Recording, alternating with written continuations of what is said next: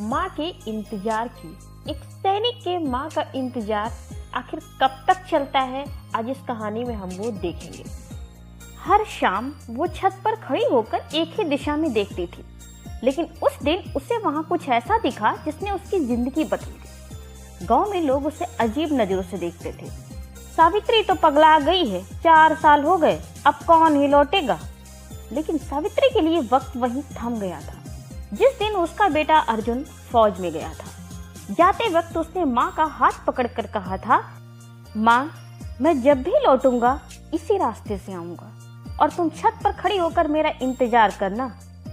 बस उसी दिन से सावित्री की जिंदगी का एक ही नियम बन गया, हर शाम छत पर जाना।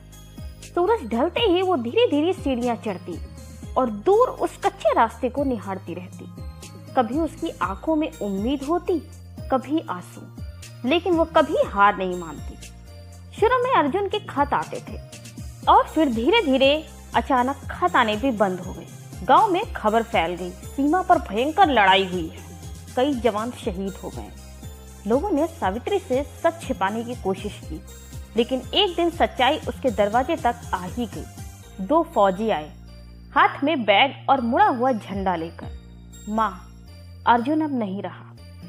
सावित्री कुछ पल तक चुप रही, फिर उसने बस इतना ही कहा, झूठ है, मेरा बेटा वादा करके गया है, वो आएगा, वो एक दिन जरूर आएगा। उस दिन के बाद लोग सोचने लगे कि शायद अब वो छत पर जाना छोड़ देगी, लेकिन अगले ही दिन फिर वही समय, फिर वही छत और फिर वही रास्ता। लेकिन अब कुछ बदल गया था। उसकी आंखों में इंतजार के साथ साथ एक अजीब सा डर भी था। तभी अचानक उसे उस रास्ते पर एक साया दिखाई दिया। कोई धीरे धीरे उसकी तरफ बढ़ रहा था। सावित्री का दिल जोर से धड़कने लगा। अर्जुन! वो साया करीब आता गया और जैसे ही बिजली चमकी, सावित्री की आंखें फैल गईं। वो अर्जुन ही था।